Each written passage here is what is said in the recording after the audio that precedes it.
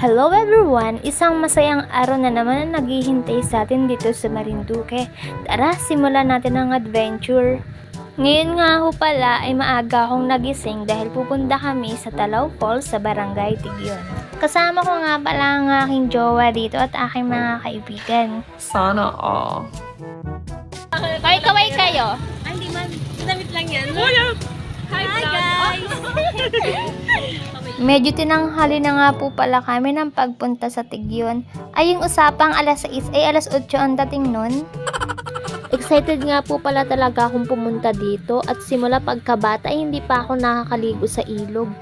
Bukod nga po sa walang bayad, ay talaga namang pag pumunta ka din ay hindi ka magsisisi sa linaw ng tubig at sa sariwang amoy ng hangin. Talaga namang kapag may problema ka ay perfect spot po ito para mag-relax at mag-enjoy. Sa sobrang lamig nga po ng tubig ay para kalaan po nag-ice bucket challenge. Ay sa sobrang saya nga po namin ay mapapasayaw pa kami ng pantropiko din eh.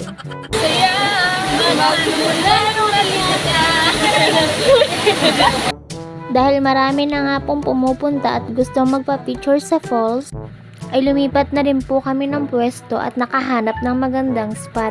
Maya-maya nga ni ho pala ay nagkahiyaan na kaming kumain at nag-woodle fight na laang kami para iwas na rin po sa mga plastic na ginagamit. Lagi ho nating tandaan na ang kagandahan ng Talaw Falls ay isang paalala na ang kalikasan ay isang biyaya na dapat pahalagaan. That's all. Thank you.